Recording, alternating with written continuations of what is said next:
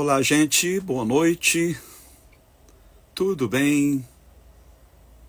Estamos chegando aqui para o nosso culto de domingo, nosso culto online, o culto do Ninho da Fênix, uma congregação virtual, porém real e muito real, porque é composta de gente de carne e osso, gente de diversas partes do Brasil e do mundo que se reúne conosco a cada domingo para louvar a Deus, para ouvir uma palavra, para orar juntamente comigo.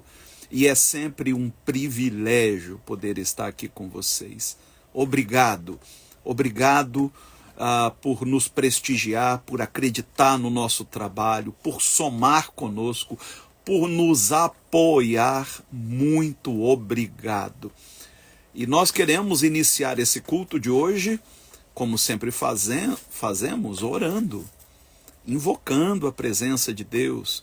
Mas eu quero, antes de orar, contar com a sua ajuda para tornarmos esta live ainda mais abrangente. Muitas pessoas precisam ouvir o que você vai ouvir aqui hoje. Então nos ajude a alavancar a audiência, bastando com isso clicar no aviãozinho aí no rodapé da transmissão e enviar o convite para todos os seus contatos. Você pode também copiar o link e colar nos seus grupos de WhatsApp, grupos de família, de amigos, de colegas da faculdade, do trabalho.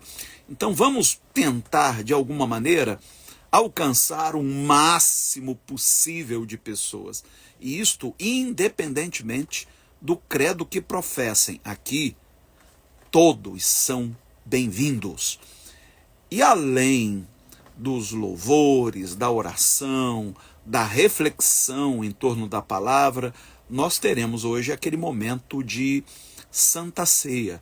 Então, se você ainda não preparou os elementos que compõem a mesa do Senhor, dá tempo, corre lá. Precisamos de um pão, pode ser um pedaço singelo de pão, e de um cálice contendo suco de uva ou vinho.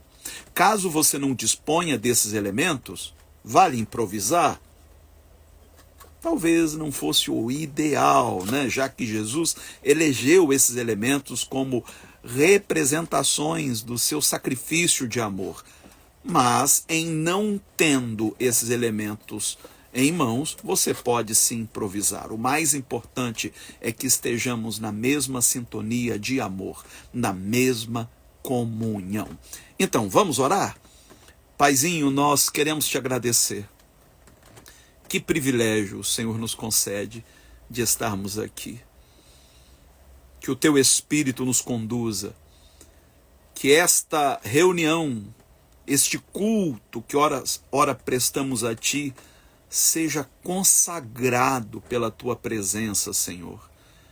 Que cada pessoa que se achegar sinta a tua presença onde quer que ela esteja. E que ao término deste culto saiamos ainda mais encorajados a prosseguir.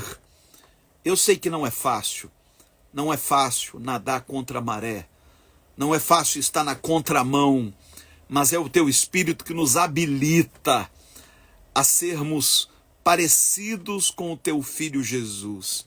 Ele é a nossa grande referência. Queremos amar como ele amou, perdoar como ele perdoou, acolher como ele acolheu. Mas reconhecemos que na força do nosso braço nós não lograremos êxito. Nós dependemos da tua graça, Senhor. E é a ela que recorremos. Enche-nos do teu Espírito, renova nossa mente, as nossas forças e esperanças. É este o pedido que te fazemos, não por nossos méritos, mas pelos méritos do teu amado Filho, Jesus. Amém e amém. Vamos louvar ao Senhor?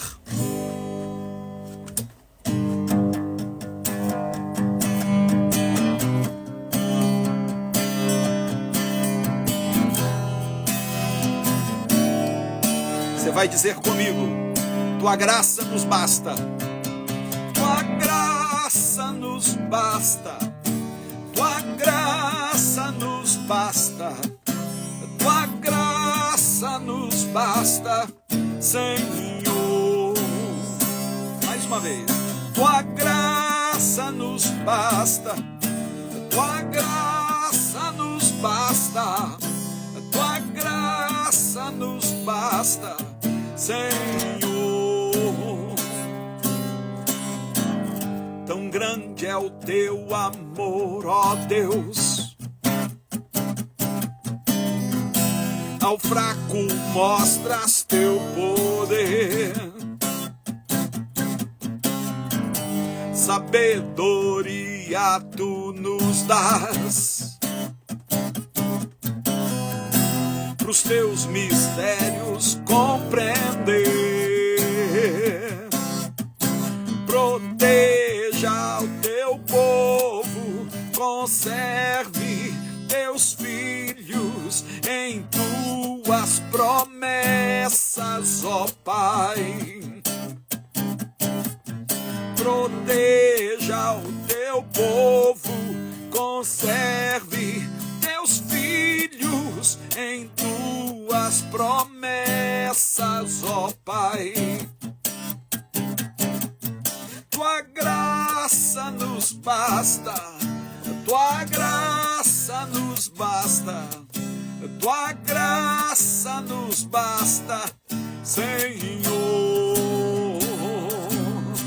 Tua graça nos basta, tua graça nos basta, tua graça nos basta, Senhor.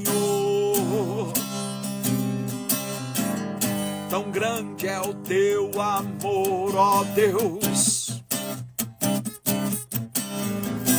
Ao fraco mostras teu poder. Sabedoria tu nos dás.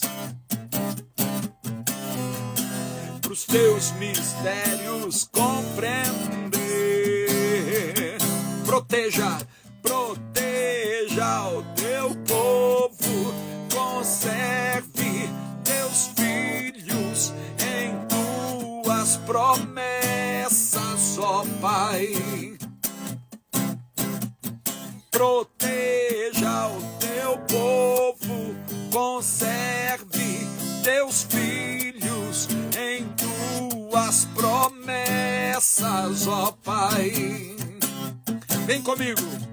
Tua graça nos basta, tua graça nos basta, tua graça nos basta, Senhor.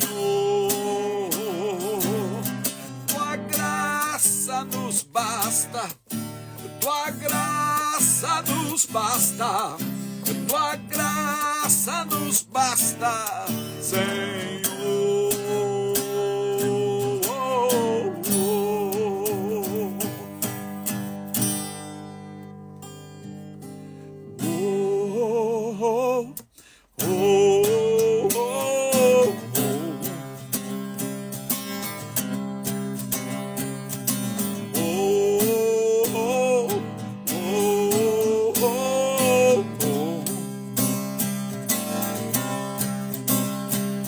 A cada estação, o teu olhar que me conduz.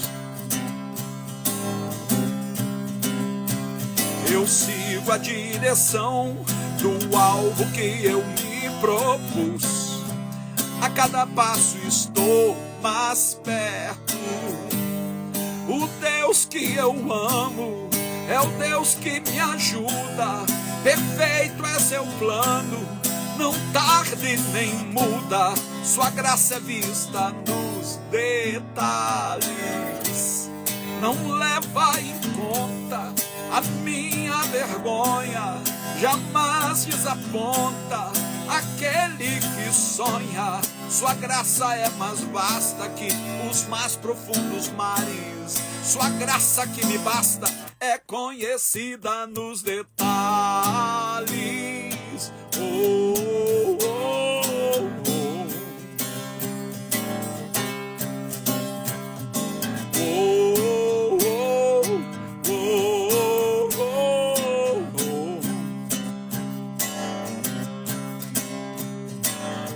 abram-se os portões para receber o Rei dos Reis.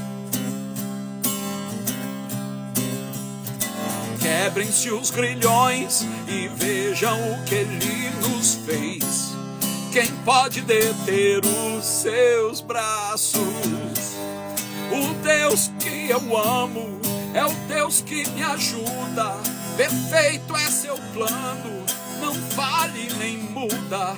Sua graça é vista nos detalhes.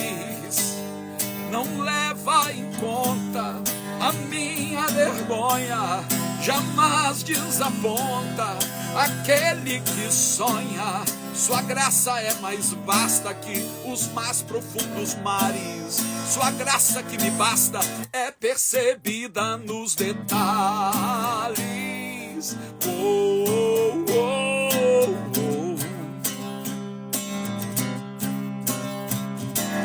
Oh, oh, oh, oh, oh.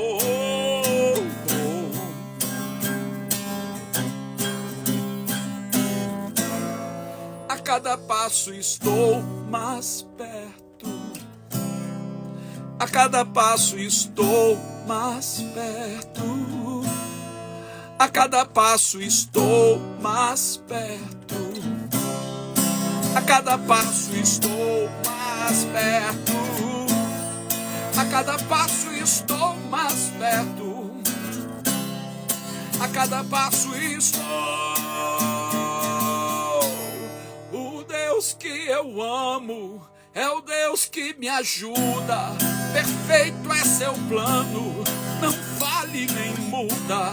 Sua graça é vista nos detalhes. Não leva em conta a minha vergonha, jamais desaponta aquele que sonha. Sua graça é mais vasta que os mais profundos mares. Sua graça que me basta é percebida nos detalhes. Oh, oh, oh, oh. Oh, oh, oh, oh, oh.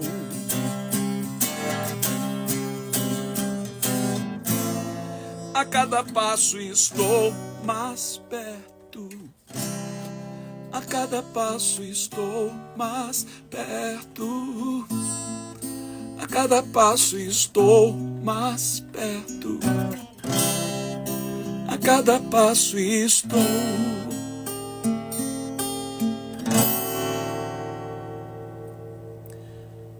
Sabe, gente, às vezes a gente fica tão distraído com a rotina, com os problemas, que a gente acaba deixando de dar a devida atenção aos detalhes que revelam a presença da graça de Deus na nossa vida. Deus costuma ser muito discreto. Se ele quisesse chamar a atenção, ele simplesmente rasgava o céu e se revelava. Seria interessante, não? Se ele se revelasse a todos ao mesmo tempo. Como cristãos, cremos que um dia isso acontecerá, na consumação da história. Mas enquanto isso não acontece, nós temos que estar atentos aos sinais. Aos sinais que revelam os cuidados de Deus na nossa vida. Não se distraia. Por isso que o apóstolo Paulo dizia que a sua oração era para que Deus abrisse nossos olhos espirituais, os olhos do nosso coração, para que percebêssemos. Quando Deus remove as vendas, aquilo que antes passava batido começa a saltar diante dos nossos olhos. Nesta noite, eu quero dar continuidade à nossa reflexão que já dura aí algumas semanas, acerca das emoções. Nós aproveitamos aí o gancho do filme Divertidamente, que tratou disso de maneira até lúdica e eloquente, para falarmos sobre as emoções, tanto à luz da psicologia, ainda que en passant, mas, sobretudo, à luz das Escrituras, à luz do Evangelho. Já falamos sobre ansiedade, falamos sobre tristeza, falamos sobre medo. E hoje nós vamos falar sobre vergonha. Eu confesso para vocês que, dentre todas as emoções que nós temos trabalhado já há algumas semanas, nenhuma requereu de mim um empenho maior do que esta. Eu espero sinceramente conseguir dar conta durante esta uma horinha que temos pela frente para falar sobre as várias facetas deste assunto tão intrigante, tão denso, tão complexo. No filme Divertidamente, a vergonha representa a consciência de Riley, que é a personagem principal, acerca das suas falhas, das suas inadequações. Mas o que é a vergonha? A vergonha é uma emoção complexa, multifacetada, que desempenha um papel significativo nas interações sociais e na regulação do comportamento humano. Então, a vergonha tem sua importância. Do ponto de vista psicológico, a vergonha pode ser entendida como uma resposta emocional à percepção de que o próprio eu falhou em cumprir as expectativas sociais ou pessoais.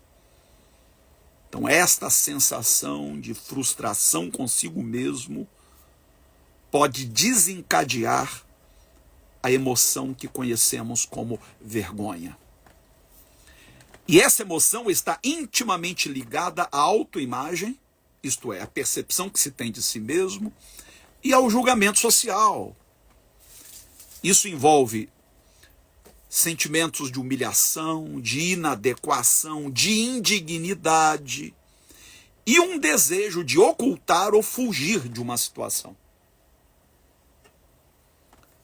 Em algum momento você se flagrou numa busca frenética por se esconder, por se esquivar, por evitar uma exposição? Você sabe o que é isso? Certamente que sim. A vergonha frequentemente emerge de comparações sociais, onde o indivíduo se sente inferior ou acredita que os outros o julgam negativamente. Então a gente está sempre sob o escrutínio de outros. A gente está sempre se sentindo avaliado. E começa a achar que não dá conta de atender a essas expectativas. Daí a vergonha.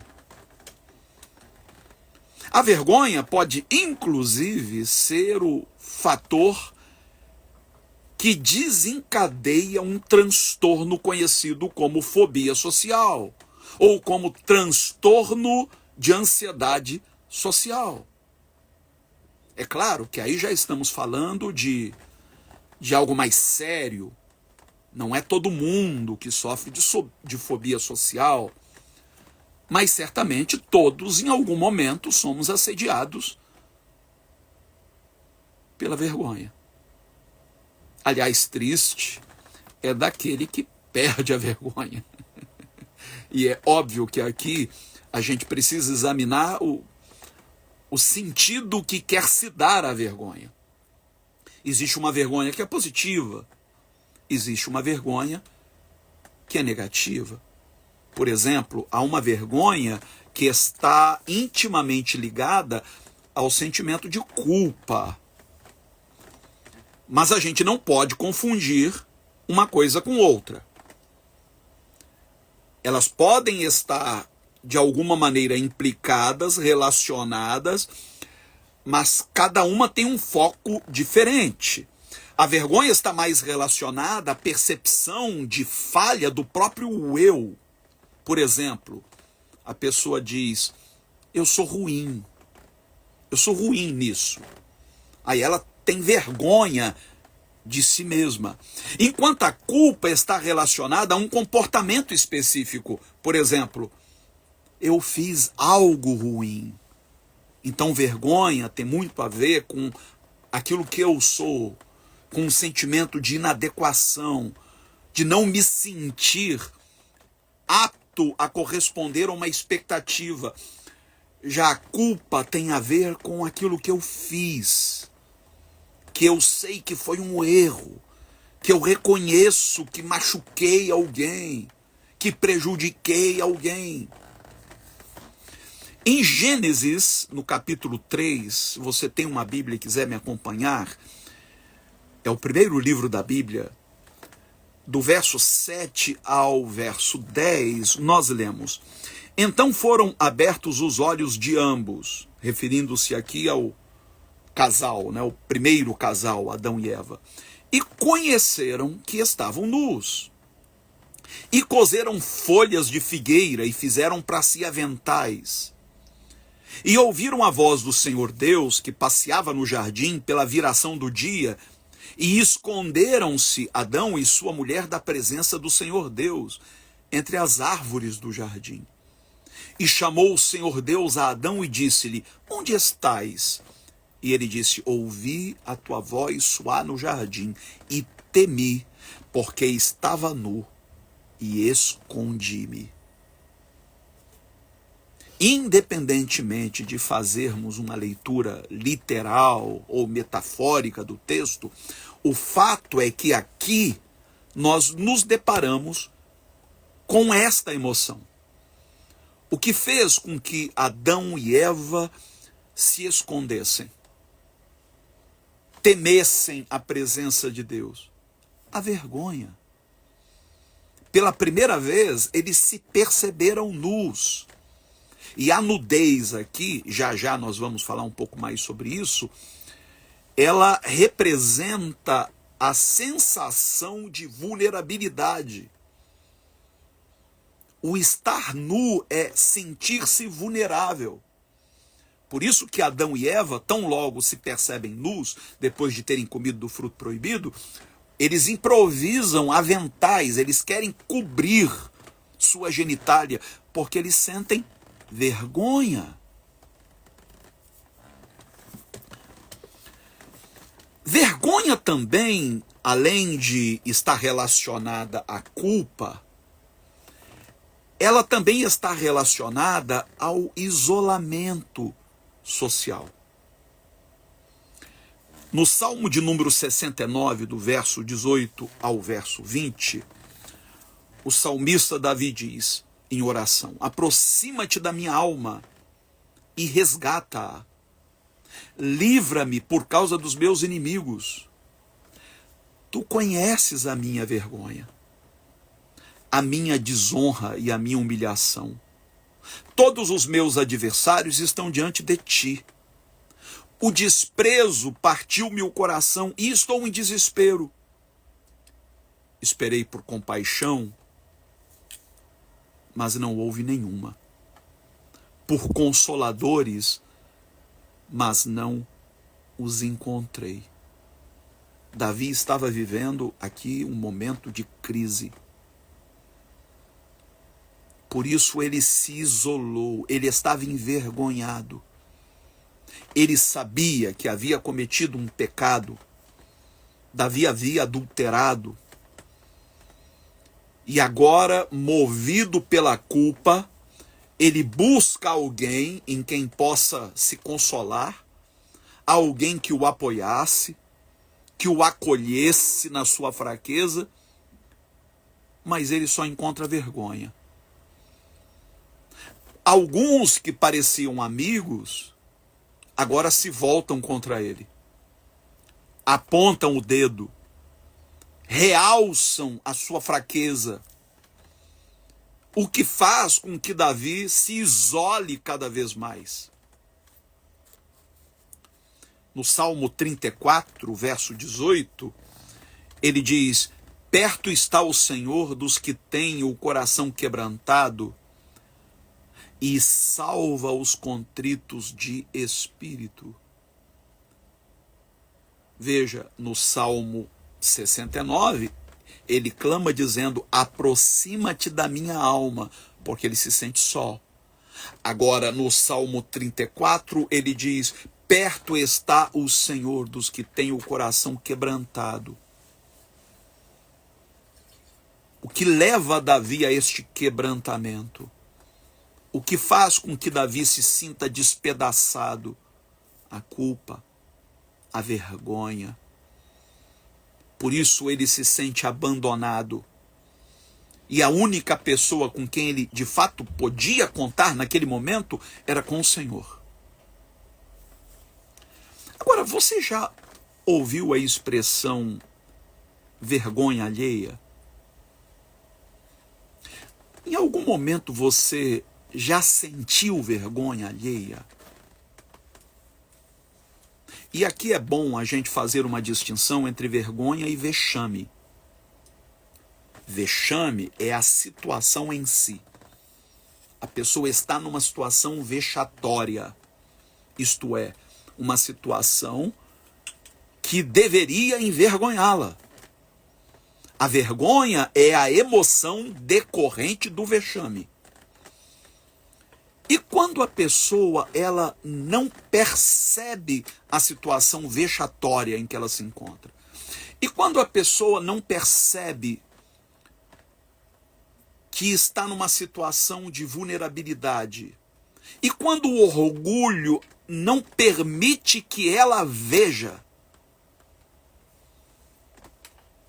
Há uma passagem em Apocalipse 3, é muito interessante essa passagem, do verso 15 ao 18, você sabe que em Apocalipse a gente encontra 7 cartas enviadas por Jesus a igrejas de 7 cidades diferentes da Ásia Menor. E dentre essas igrejas estava a igreja de Laodiceia.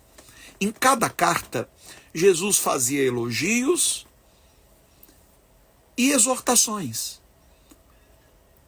Nenhuma daquelas igrejas de Apocalipse recebeu do Senhor somente críticas, e nenhuma recebeu do Senhor somente aprovação, com exceção da igreja da cidade de Filadélfia. E uma das igrejas, a igreja de Laodiceia, era uma igreja muito próspera, um povo rico, a cidade era uma cidade rica. E Jesus diz a ela, preste atenção: conheço as tuas obras, que nem és frio nem quente.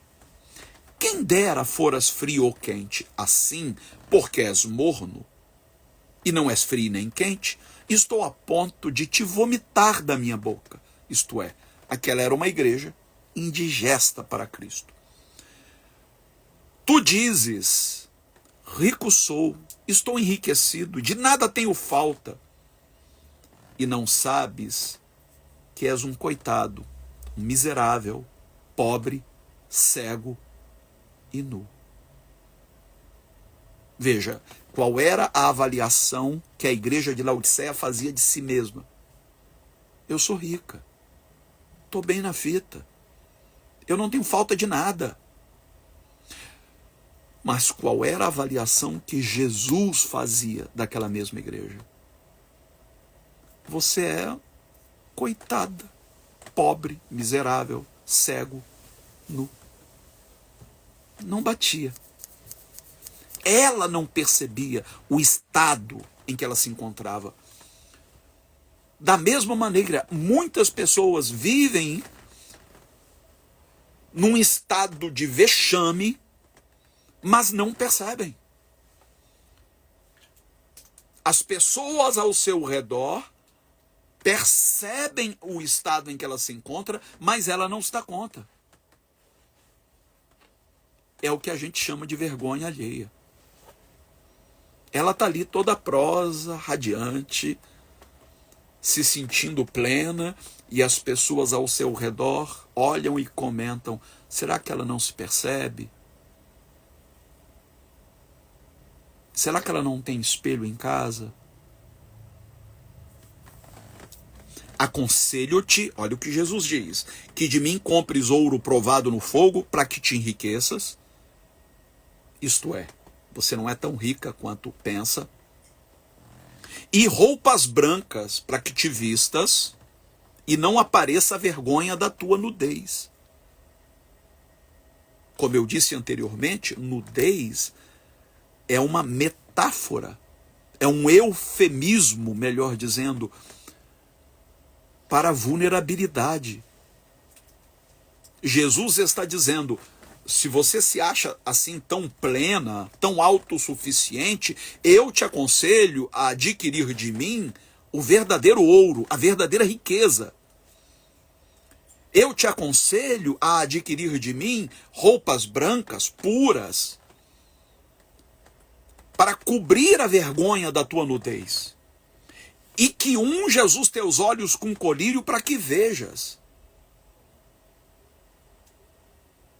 Você confia realmente na avaliação que você faz de si mesmo? Você consegue se enxergar, se perceber? Perceber as suas idiosincrasias? Perceber onde você precisa melhorar?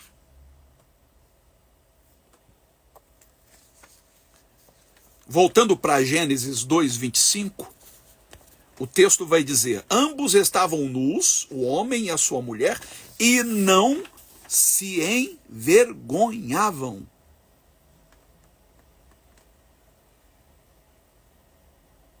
Não significa que eles não tinham consciência da sua nudez. O que a sua nudez não envolvia era vergonha. A partir do momento em que eles comem do fruto que Deus havia vetado, seus olhos se abrem. E aquilo que antes era visto com naturalidade, agora passa a ser visto como motivo de vergonha. O texto vai dizer que eles improvisam vestes com folhas de figueira, e o que Deus faz? Deus provê para eles vestes com a pele de cordeiro, o que dentro da simbologia bíblica representa a provisão feita pelo Cordeiro de Deus. É a justiça de Cristo cobrindo nossos pecados. É a justiça de Cristo vindo ao encontro da nossa fragilidade, da nossa vulnerabilidade. Em Gênesis capítulo 9, do verso 20 ao 23, e aqui eu peço que você redobre a sua atenção, porque nós vamos abrir aqui um leque. Gênesis capítulo 9, do 20 ao 23, o texto diz: e começou Noé a ser lavrador da terra, e plantou uma vinha, e bebeu do vinho, e embebedou-se, e descobriu-se no meio de sua tenda. E viu Cão, o pai de Canaã, a nudez do seu pai, e fê-lo saber a ambos seus irmãos no lado de fora. Então tomaram Sem e Jafé uma capa, e puseram-na sobre ambos os seus ombros, e indo virados para trás, cobriram a nudez do seu pai, e os seus rostos estavam virados de maneira que não viram a nudez do seu pai. É a segunda vez na Bíblia que nós encontramos uma referência à nudez. E dessa feita, o patriarca Noé, depois do dilúvio, havia plantado uma vinha, havia feito vinho, se embebedado com ele e se desnudou, completamente embriagado. Quando Cão, um dos seus filhos, viu aquilo, o que ele fez?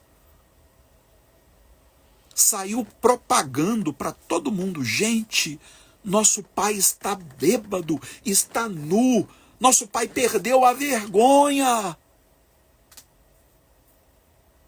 Quando os outros dois, sem Jafé, foram avisados da nudez do pai, eles vieram com o rosto virado, com uma capa, e cobriram a sua nudez.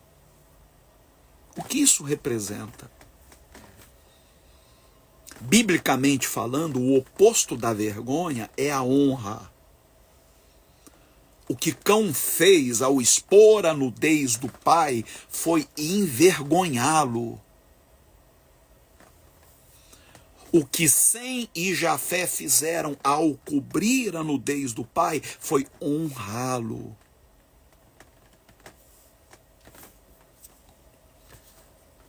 Em Provérbios capítulo 3, verso 35, o sábio rei Salomão diz: os sábios herdarão honra, mas os insensatos tomarão para si vergonha.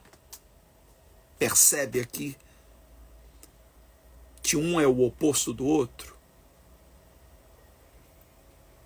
A honra é o inverso da vergonha. O fato de Cão não haver honrado seu pai como deveria tê-lo feito, lhe rendeu uma maldição, inclusive.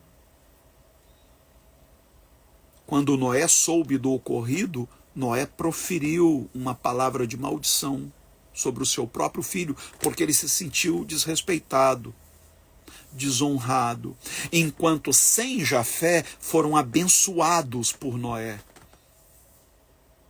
pelo simples fato de terem coberto a nudez do pai, de não tê-lo desonrado, de não tê-lo envergonhado. O fato, gente, é que todos nós temos o nosso calcanhar de Aquiles. Todos temos um ponto cego. Todos temos algo de que nos envergonhar. Agora, de que maneira nós nos relacionamos com a fraqueza do próximo? Como nós nos relacionamos com a vulnerabilidade do outro? Quando nós o flagramos numa situação de fraqueza, nós expomos, nós tripudiamos daquilo, ou nós o honramos, o respeitamos, mesmo porque a fraqueza dele é um lembrete da nossa própria fraqueza. Em Isaías 61:7, há uma promessa de Deus feita ao seu povo, onde diz: em lugar da vossa vergonha, tereis dupla honra. Em lugar de afronta, exultareis na vossa herança. Por isso, na vossa terra, possuireis o dobro e tereis perpétua alegria.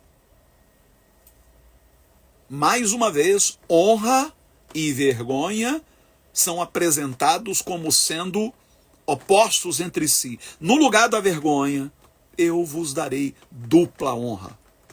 Isto é, eu vos compensarei de toda a vergonha que vocês houverem passado. Em Provérbios, capítulo 15, verso 33, o escritor sagrado diz que a humildade precede a honra.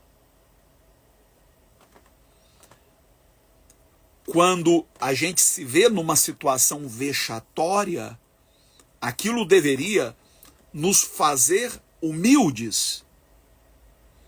A vergonha deveria produzir em nós humildade, a admissão da nossa própria fraqueza. E é esta humildade que vai nos levar à honra. Honra não é algo que se possa exigir, que se possa cobrar. A honra deve ser precedida da humildade. Eu não posso requerer do outro que ele me honre.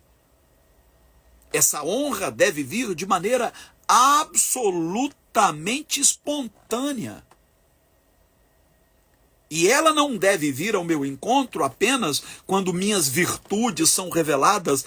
Esta honra deve vir quando a minha vulnerabilidade é exposta. Honrar é proteger. Foi o que os filhos de Noé sem Jafé fizeram ao cobri-lo com uma capa, virando o rosto.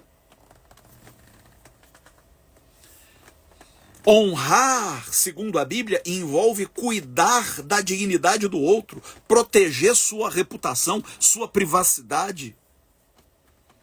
O que pode significar literalmente cobrir a nudez física, como Deus fez com Adão e Eva, quando lhes forneceu vestes de pele.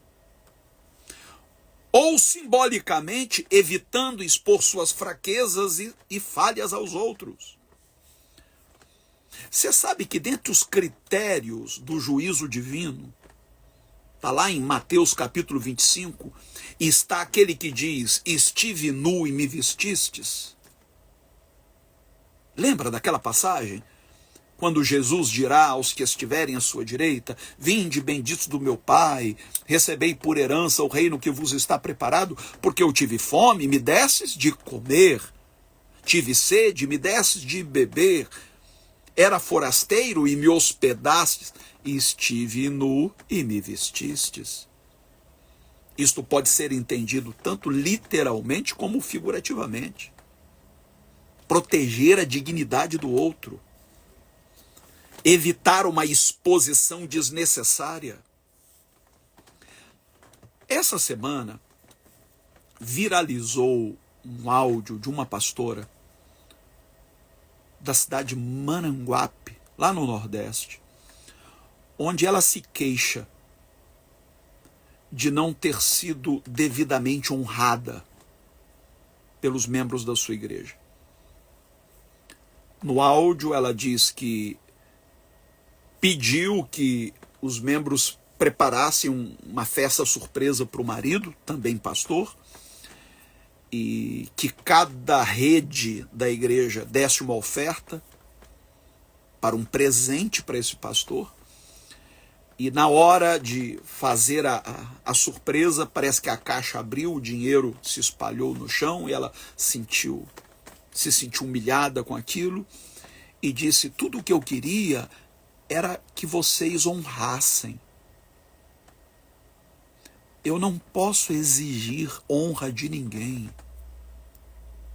Existe uma doutrina hoje sendo disseminada nas igrejas onde só a figura do líder deve ser incensada, honrada, seja com presentes, seja com palavras, com holofotes. Não é isso que eu encontro nas Escrituras. Olha o que o apóstolo Paulo vai dizer em 1 Coríntios 12, do 22 ao 24. Antes, os membros do corpo que parecem ser os mais fracos são necessários. E os que nos parecem menos honrosos, a esses damos mais abundante honra. E os nossos membros indecorosos, para esses temos mais decoro. Mas os nossos membros nobres não têm necessidade disso. Contudo, Deus coordenou o corpo, concedendo muito mais honra àquilo que tinha falta dela. Paulo está pensando aqui no contexto do corpo místico de Cristo, a igreja. E ele diz que aqueles membros mais humildes deveriam ser os mais honrados. Porque os nobres não carecem disso. Ele usa o corpo humano como exemplo. Quais são as regiões do corpo que a gente mais protege? São as mais vulneráveis. São as partes íntimas, que a gente não sai por aí exibindo. A gente protege. e proteger é da honra. Subvertendo a lógica do mundo, a honra que damos a alguém não advém da sua performance social ou espiritual, nem da sua posição dentro de uma hierarquia. A honra que nós tributamos a alguém advém da dignidade intrínseca que é conferida pelo próprio Deus. Seu valor não está atrelado à sua utilidade ou à sua produtividade, e sim à sua dignidade. Não tem a ver com méritos, nem com posição, e sim com o valor que a graça atribui. E aqui, gente, eu preciso muito realçar algo. Qual é a graça da graça?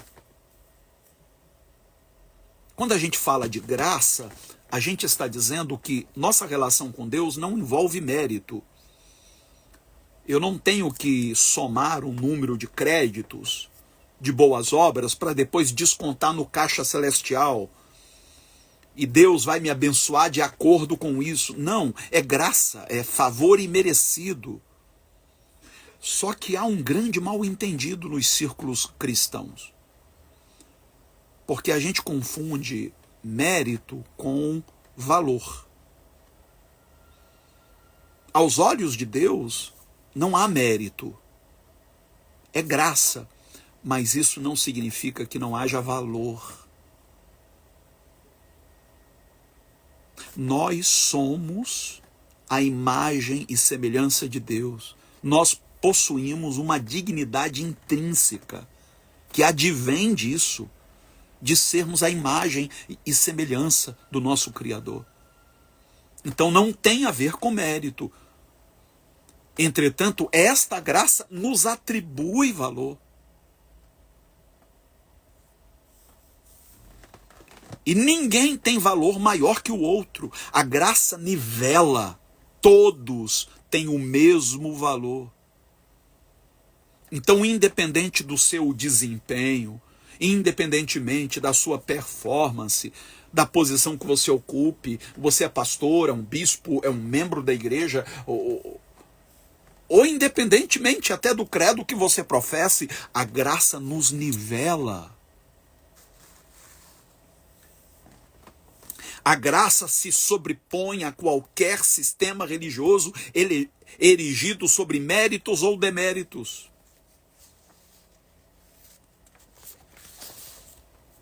Entender que nossa dignidade vem de sermos criados à imagem de Deus transforma nossa visão de nós mesmos.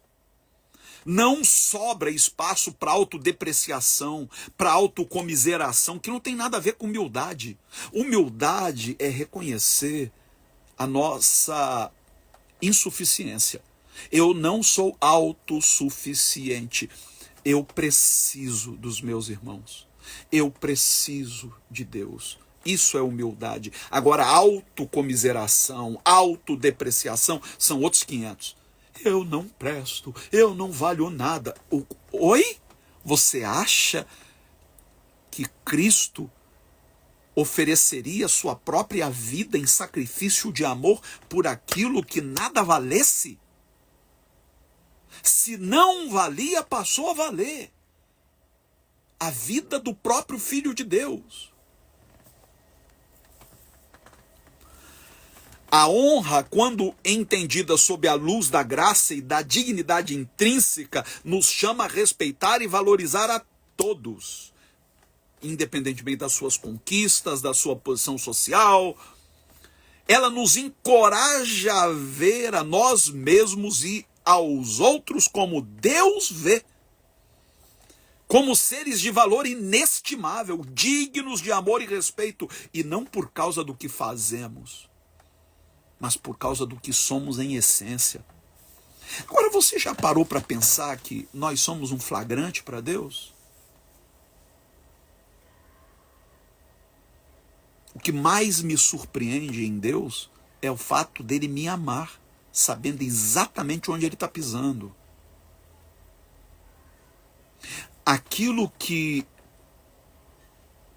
eu não me atrevo a falar a outros, porque sei que eles me julgariam, me depreciariam, não há como deixar de pensar diante de Deus.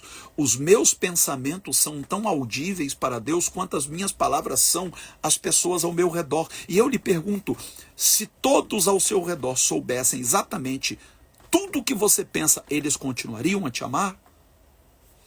Se você fosse um flagrante para o mundo, isso seria motivo de vergonha?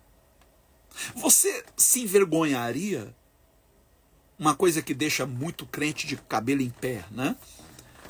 É a ideia de que no dia do juízo final, nossa vida vai passar num telão para o mundo todo ver. O que não é verdade, tá, gente? Pelo amor de Deus. Mas as pessoas morrem de pavor. Oh, meu Deus, o que vai ser de mim? Onde eu vou enfiar minha cara? Só que a sua vida é um flagrante aos olhos de Deus. Suas fraquezas, sua intimidade. No Salmo 69, do 5 ao 7, o salmista diz: Tu, ó Deus, bem conheces a minha insensatez, e as minhas culpas não te são encobertas. Não sejam envergonhados por minha causa os que esperam em ti, Senhor Deus dos exércitos. Não sejam confundidos por minha causa os que te buscam, ó Deus de Israel, porque por amor de ti tenho suportado afrontas. A confusão cobriu o meu rosto. Eu confesso para vocês que essa tem sido uma das grandes preocupações da minha vida desde sempre. Eu não quero ser motivo de vergonha para aqueles que esperam em Deus. Eu não quero ser pedra de tropeço para ninguém. Eu sei que sou um flagrante para Deus, mas eu quero viver de maneira tal que as pessoas não se sintam confusas, não se envergonhem de confiarem no Deus que eu prego. Eu sei que ninguém espera de mim perfeição, e eu não vou aqui vender uma coisa que não é real, eu não sou perfeito. Mas as pessoas esperam de mim coerência.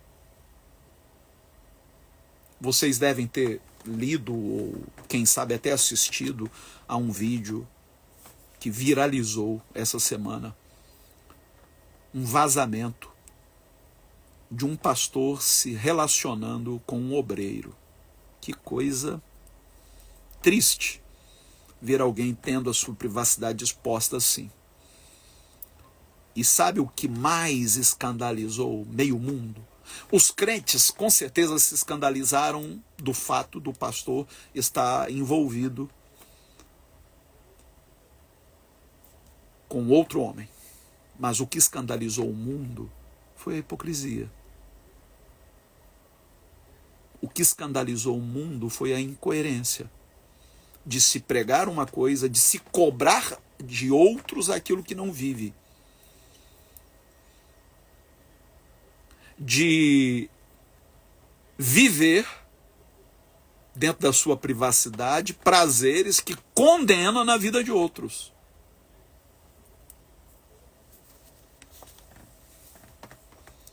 Você não tem que esconder do mundo as suas fraquezas. Muito pelo contrário. Há uma passagem em que o apóstolo Paulo diz, segundo aos Coríntios 12, do 9 ao 10, mas ele me disse, a minha graça te basta porque o meu poder se aperfeiçoa na fraqueza. Foi a resposta de Jesus à oração de Paulo. Portanto, de boa vontade, me gloriarei nas minhas fraquezas, para que em mim habite o poder de Cristo. Por isso sinto prazer nas fraquezas, nas injúrias, nas necessidades, nas perseguições, nas angústias, por amor de Cristo, porque quando sou fraco, então sou forte.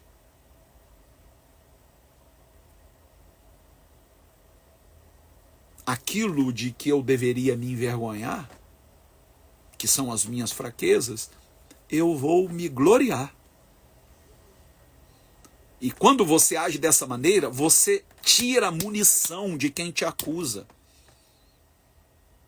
Ele não tem do que te acusar, porque aquilo que te envergonhava não te envergonha mais. Este sou eu. É minha humanidade. E a graça de Deus me basta. A graça encontra aderência na minha fraqueza.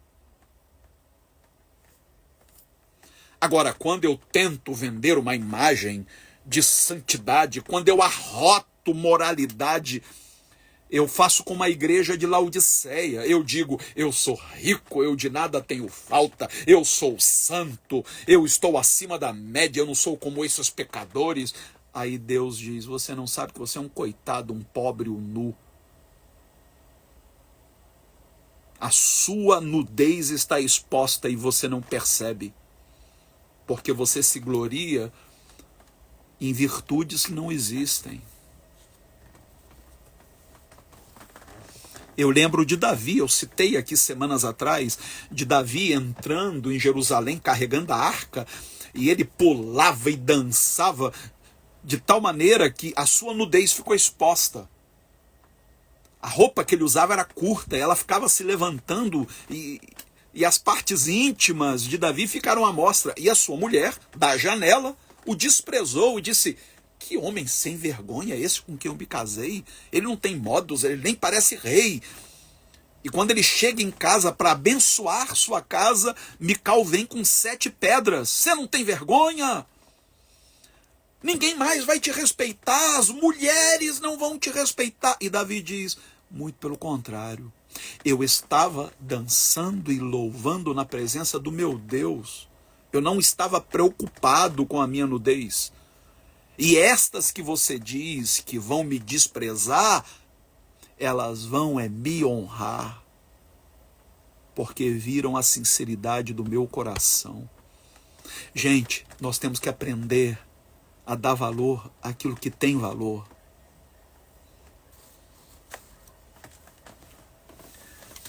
Eu quero terminar a nossa reflexão de hoje com uma pergunta. O que seria pior? Envergonhar-se de Cristo ou envergonhar seu nome?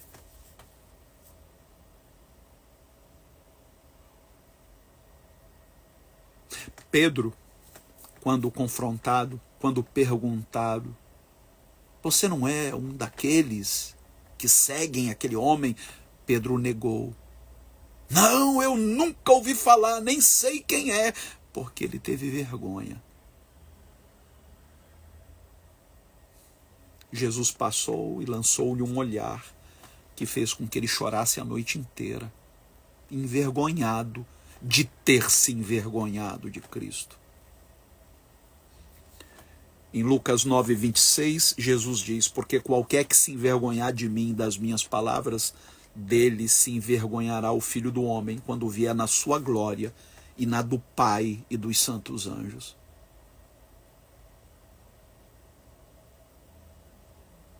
Se eu tiver que me envergonhar, eu vou me envergonhar, mas não de Cristo, não do Evangelho. Eu tenho até vergonha de alguns evangélicos, confesso para vocês, eu tenho até vergonha do que estão fazendo com o nome de Jesus, mas dele, ele nunca me deu motivo para me envergonhar dele. Por isso o apóstolo Paulo diz em Romanos 1,16, porque não me envergonho do evangelho de Cristo, pois é o poder de Deus para a salvação de todo aquele que crê. Não se envergonhe do evangelho. Não se envergonhe de carregar esse nome. Nem ao menos se envergonhe das suas próprias fraquezas. Enquanto você protege o outro na sua vulnerabilidade, não esconda de ninguém a sua própria humanidade. Percebe? o outro recebe o meu respeito, a minha honra, porque a sua fraqueza é um lembrete da minha própria fraqueza. Agora, a mim, eu devo a obrigação de não disfarçar a minha própria fragilidade. Mesmo que isto não leve outros a me honrarem, mesmo que isso faça com que outros me desprezem, como a mulher de Davi o desprezou, eu não vou fingir ser o que eu não sou. A graça banca a nossa autenticidade. Seja quem você é, não importa quem te honre ou quem te despreze por isso. Não tenha vergonha de ser quem você é. Se tiver que se envergonhar, se envergonhe da sua presunção, da sua vaidade, de achar-se melhor que outros. Isso deveria nos fazer corar de vergonha. Diante de Deus, nós nos envergonhamos pelos nossos pecados. Recorremos à sua misericórdia, mas diante dos nossos irmãos não escondemos a nossa fragilidade. Antes de celebrarmos a ceia do Senhor, enquanto você prepara o pão, o vinho, eu gostaria de louvar a Deus com uma última canção que fala justamente sobre isso. Quantas vezes eu me envergonhei de ti, te neguei perante o mundo, mesmo que por um segundo. Não sei quanto doeu me ver negando a ti. Seu olhar vê o profundo. Hoje sei o quão imundo me sente. Não sei o que é pior, Senhor, se é me envergonhar de ti ou envergonhar teu nome, negar-te com palavras ou negar-te com minhas obras. Suplico teu perdão, Senhor. Não sei o que é pior, Senhor, se é me envergonhar de ti ou envergonhar teu nome, negar-te com palavras ou negar-te com minhas obras. Suplico teu perdão, Senhor, e nego-me a mim mesmo, e nego-me a mim mesmo, e nego-me a mim mesmo, e nego-me a mim mesmo. Não te envergonhas de mim, apesar de ser o que sou. Tu me chamas de irmão diante da congregação. Não te envergonhas de mim, apesar de ser o que eu sou. Tu me chamas de irmão diante da congregação. Eis-me aqui. Não sei o que é pior, Senhor, se é me envergonhar de ti ou envergonhar teu nome, negar-te com palavras ou negar-te com minhas obras. Suplico teu teu perdão, Senhor. Não sei o que é pior, Senhor, se é me envergonhar de ti ou envergonhar teu nome.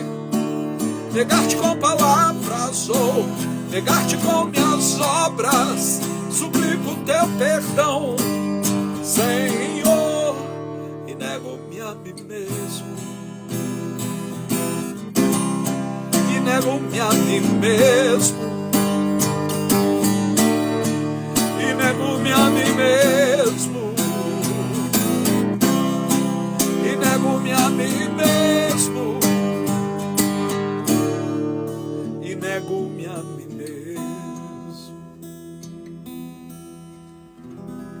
Nosso Deus e Pai, eu sei que não há maior desafio para nós em Tua palavra do que este, o negar a nós mesmos. E eu sei que o negar a nós mesmos não é negar nossa essência, não é negar quem somos, não é viver uma vida abjeta, inautêntica, não é negar a orientação sexual,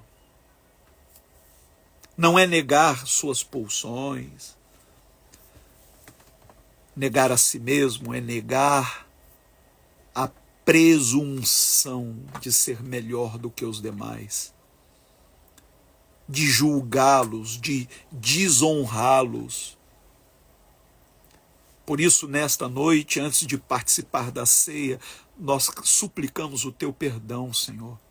Porque cada vez que negamos ao outro a dignidade que lhe é devida, nós negamos a ti. Quando deixamos de cobrir a nudez do outro, nós estamos expondo a ti. Perdoa-nos, Senhor. Perdoa-nos. Temos sido tão fúteis ao julgar o outro, ao querer que o outro se adeque àquilo que pensamos, à nossa régua moral. Dá-nos, Senhor, um coração compassivo, generoso, para que nos acolhamos, nos respeitemos, honrando uns aos outros, conforme diz a tua palavra. Não é honrar apenas aquele que está numa posição hierárquica superior à nossa, buscando receber dele alguma promoção, alguma vantagem, mas é buscar aqueles que são mais fracos, mais vulneráveis. É honrar aqueles que são desprezados. Dá-nos este coração, Pai. Nós te suplicamos em nome de Jesus. Em nome de Jesus. Eu gostaria que você tomasse agora o pão e o cálice, que representam o corpo e o sangue de Jesus, e entregues por nós, por todos nós,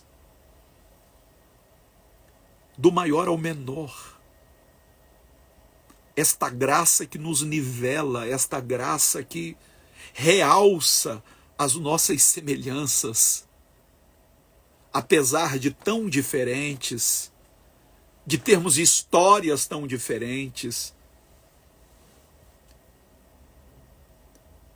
Mas o que nos torna semelhantes é muito maior do que nossas diferenças. Somos seres que sonham. Somos seres que sabem o que é a dor. Seres que sabem o que é a carência. Que almejam ser amados, acolhidos. Apresente agora o pão e o cálice. Pai, em nome de Jesus, nós queremos consagrar a Ti esses elementos que compõem a tua mesa, que representam o que há de mais sagrado, que é o corpo e o sangue do nosso Redentor, entregues por nós naquela cruz, para que fôssemos resgatados da nossa alienação, para que fôssemos devolvidos a Ti. Obrigado, Senhor, por não desistir de nós. E que ao participarmos desses elementos, sejamos fortalecidos, renovados em nossas esperanças. Nós oramos em nome de Jesus. Tendo dado graças, partiu e disse: isto é o meu corpo, entregue por vós. Tomai e comei, levai-o à boca, e comamos todos juntos.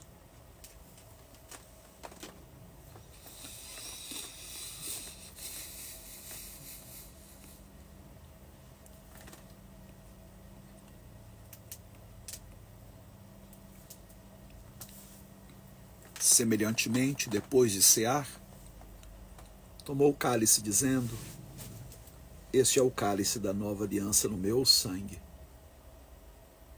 Tomai e bebei.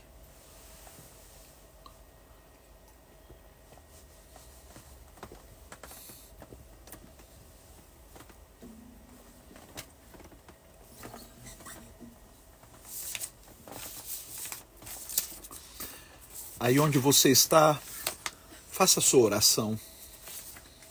Agradeça ao Senhor pelo privilégio de estarmos sendo juntos. Obrigado, Jesus.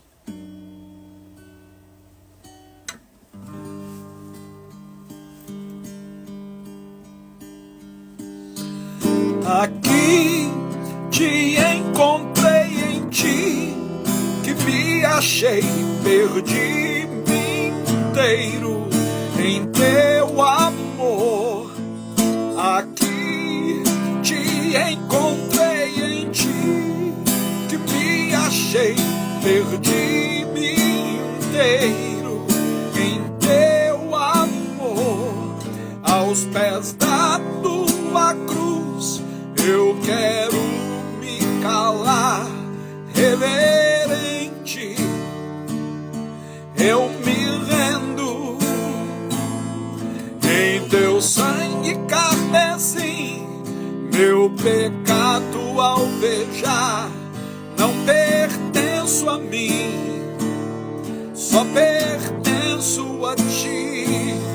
Aos pés da Tua cruz eu quero me calar, reverente, eu me rendo em Teu sangue carmesim. Meu pecado alvejar, não pertenço a mim, só pertenço a Ti.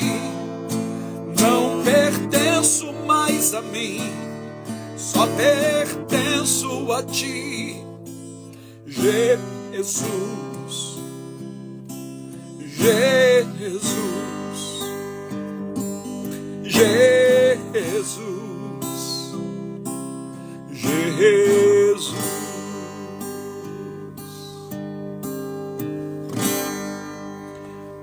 Queridos, antes da bênção apostólica, com a qual encerraremos o nosso culto, na semana que vem nós vamos falar sobre mais uma emoção. Vamos falar sobre inveja. Inveja. Preparem-se. Vai ser muito quente semana que vem. Mas eu gostaria aqui também de deixar o meu apelo. Você que ama o nosso ministério, que tem sido abençoado através das reflexões que trazemos aqui, daquilo que escrevemos. Nosso ministério é mantido exclusivamente através de ofertas e dízimos espontâneos.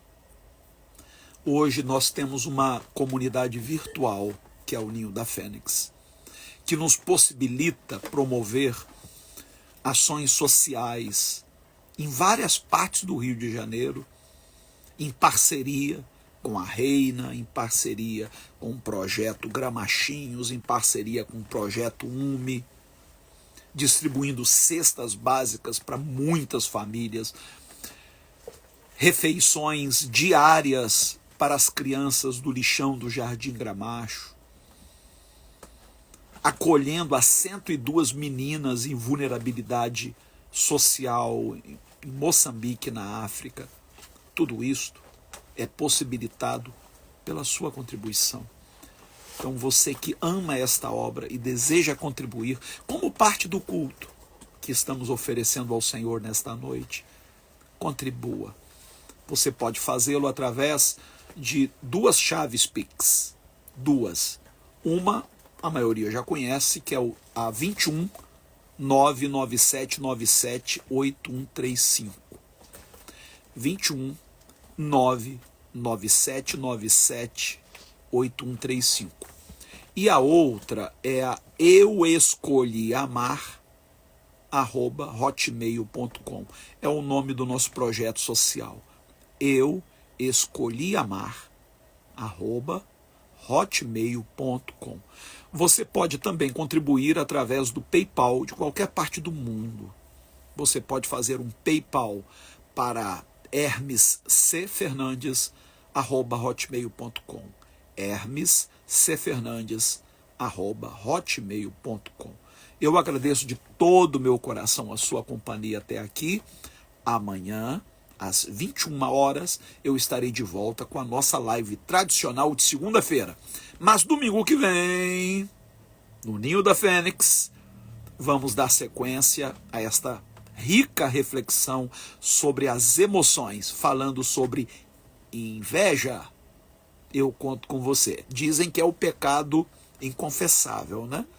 É raro você encontrar alguém que admita: eu sinto inveja. Vamos falar sobre isso? Do que se trata? O que é a inveja? O que a Bíblia diz sobre inveja?